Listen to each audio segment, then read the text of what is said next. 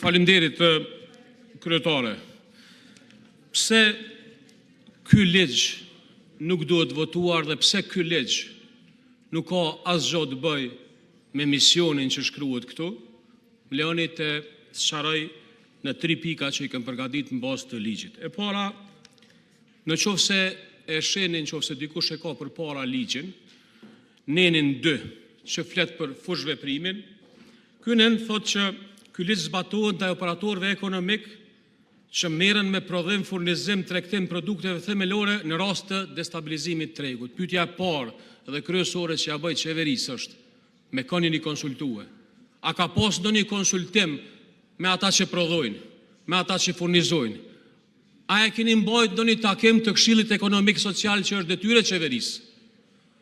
Mbi cilën bazë e keni ndërtu këtë strukturë hierarkike të këtij ligji me këto nene, duke e ditur që se keni pyet askënd ata të cilët preken për shkak se ligji neni 2 thotë ky ligj zbatohet ndaj operatorëve ekonomik që merren me prodhim dhe furnizim. Jo.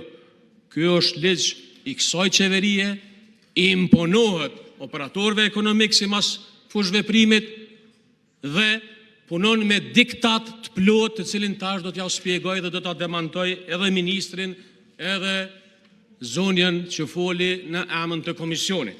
Pse po e them këtë dhe ku po e bazoj? Dashur deputet, nëse e shihni neni 1.5 që flet për bordin e pavarur, e ka emrin kështu, neni 1.5 thot bordi pavarur për masat e përkohshme të rregullimit të çmimit, kështu ka emrin, dhe pastaj në kuadër të ligjit tek neni 8 shpjegohet themelimi dhe statusi i bordit. Kur lexohet ky nen dhe kur e ni ministrin dhe zonjën Rozeta që flet për bord pavarur, më vjen me thonë: a keni sy me lexu për çka po folni? Ky bord përbëhet prej 2 njerëzve të Ministrisë së Tregtisë dhe Industrisë. Pastaj, ky bord nuk është e vërtetë që ne vetëm formalisht e votojmë. 3 njerëz tjerë, për cilët ka një përshkrim të detyrave të punës në këtë ligj, janë të përzgjedhur prej qeverisë. Pra 2 njerëz që janë Ministria e Tregtisë dhe Industrisë, 3 përzgjedh qeveria, të 5 bashkë vinë këtu, ju i keni 63 deputet. A është e vërtetë që kjo? Pra jemi të fol për një trup puro partijake të temnimit politik, e cila do të vjen këtu vetëm do të noterizohet. I thëshëm diku ai noter. Këtu veç do të noterizohet, do të thotë një bord i cili i ka pullën në qeveri. Tash më lejoni të shkoj pak më tutje. A e dini çfarë është ky bord, nderuar deputet? Ky bord është strukturë paralele e digasterëve mbrana të ministrisë. Ju lutem, merrni lexoni si themelohet, si është përzgjedhja, çfarë kompetencash ka. A e dini që ky bord është një strukturë paralele e Ministrisë Mintit. Minti thotë është sekretariati, Ministria e Tregtisë. Por çka ndodh këtu me këtë bord? E bartin përgjegjësinë për një politikë partijake të një trup jashtë qeveritare për me justifiku një veprim gjoja se ka ardhur përmes konsultimit, unë e thash që nuk ka ardhur. Pra jemi të fol për një strukturë paralele e cila i bdel mball një ministri e cila ka detyrë parsore, detyrë që soi e çti bordi, është detyra e ministrisë.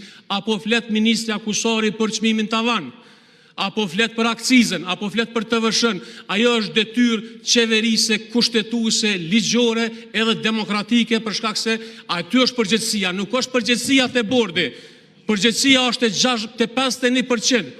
Pra çka do që të merrni ju si përgjegjësi, si vendim, merrni si përgjegjësi politike, po jo me bordë e bordi cilën e emroni vet, nderuar deputet. Çështja tjetër. Kur shkojmë tek produktet, tek neni 4, këtu është i listum një numër i produkteve dhe pastaj tek neni 5 flet për caktimin e marzhës. A e dini bre sa e lehtë është caktimi i marzhës, minimizimi i marzhës? Me 2 veprime të thjeshta. 50% aksizës, 50% të vëshës, 65 cent, se cili produkt, se cila mozh, e se cilit produkt esencial, duke fillu prej dritrave, millit, bukës, orizit, makarona, vaj ushqimor, qumsht, uj, pem, perime, krejt zbritet çmimi. A shini sa lehtë është? Po nuk ka vullnet.